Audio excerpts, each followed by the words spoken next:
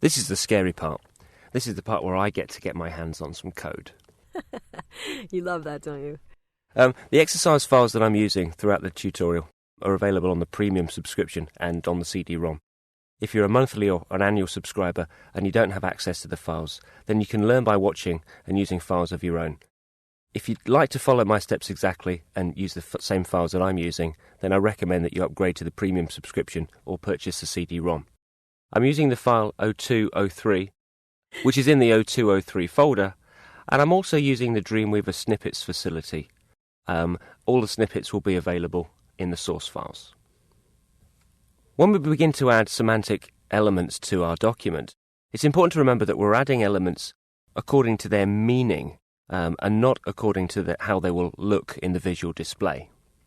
This is a really interesting piece because as we were talking earlier with history of CSS and the web in general, when we go back into the origins of markup, what we find is that, again, as I mentioned earlier, the web was not built as a visual medium.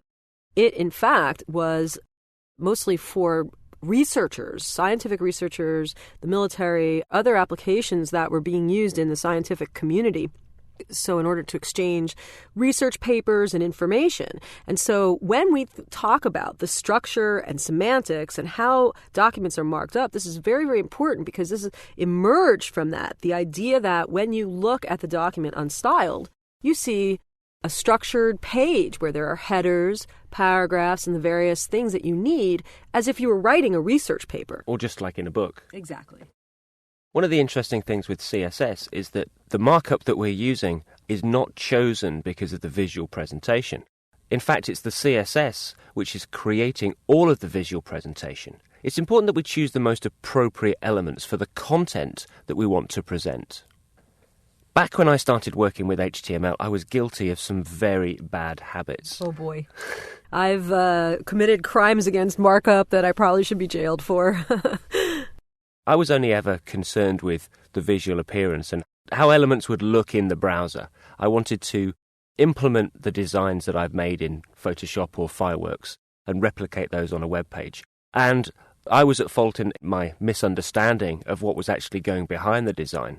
But also the tools that I was using at the time were also guilty of creating markup, which it was not the most semantically appropriate at that time. I think you make a good point, and as you begin to show these exercises, I think it'll become clear.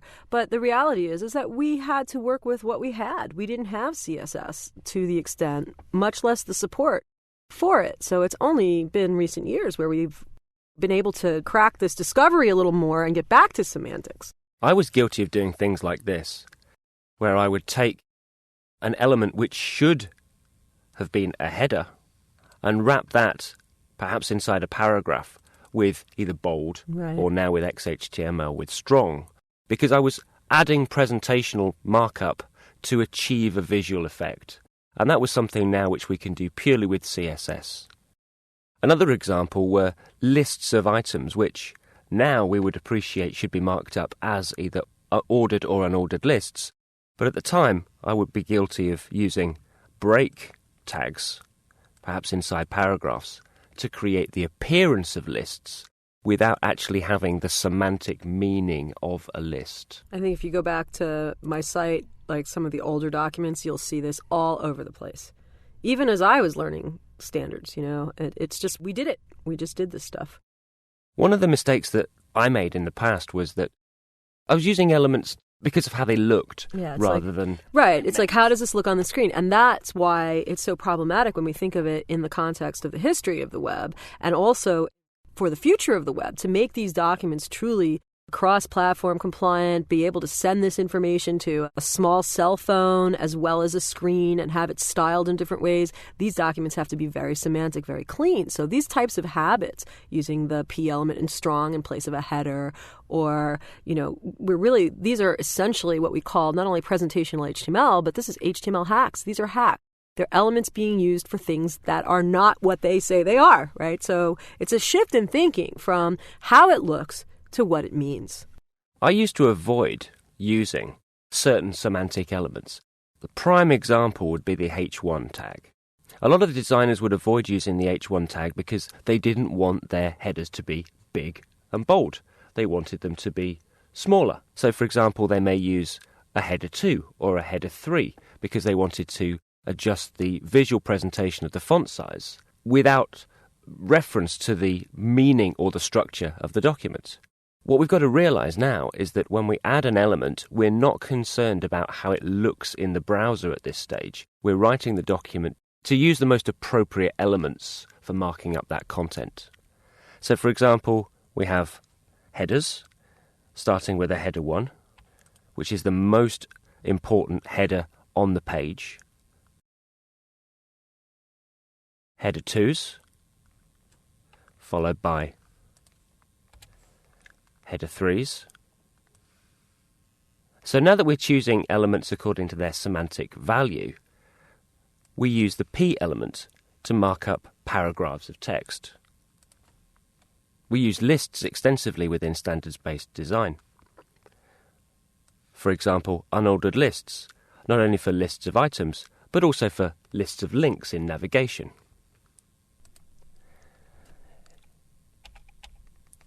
If the list has an order, we will be using an ordered list as opposed to an unordered list, and marking up quotations inside the block quote element. One of the crimes of early HTML editors was a real misuse of the block quote element for indentation. And some of the early visual what you see is what you get HTML editors would use nested block quotes. It wasn't only the editors, This is the way I would work. I'd open a document, put the body element in, and then right below the body immediately insert a block quote just to get the margins. There was no other way to get the padding and the margins like that. And then you would nest to get more and more white space. But of course, CSS now comes to the rescue. So I think, again, it's really a critical piece that designers understand here in this document. It's all about the meaning. I see that there's a Q element there. You want to address that? That's a good question. The Q element is an inline quotation. So here, for example, we're marking up what is a quotation inside the Q element. And if necessary, if we want to reference the source of the quotation, we can use the cite attribute to reference the exact web page URL where that quotation was taken from. Right, so you would essentially insert the word cite as the attribute and then give it a value of the URL wherever you're pointing the reference to. Exactly. And this is really helpful too because it adds meaning. It's still adding more and more meaning to the document and also creating better relationships between documents. This goes back to those fundamental original ideas that Tim Berners-Lee and his cohorts in the early days at CERN, where they developed the World Wide Web in Switzerland, that this was really part of the mindset, was how do we extend these documents and make them very interactive and relate to each other. So I think that, for me, one of the things that's fascinating about this is how we have really, really shifted our thinking. Don't you agree? I think that it's now very important that designers appreciate what it is that their designs are built upon and to have an understanding of what will be necessary to implement their designs. It's also very important that we understand what it means to have valid XHTML. It's like ensuring the integrity of the relationship. This is something that I like to talk about a lot, is how this document is essential for CSS. CSS relies on this document in order to work. If we have a valid document, it's going to be much, much easier then to get reliable results with CSS later on in the process. Exactly. And we'll be taking a look at that in the next movie.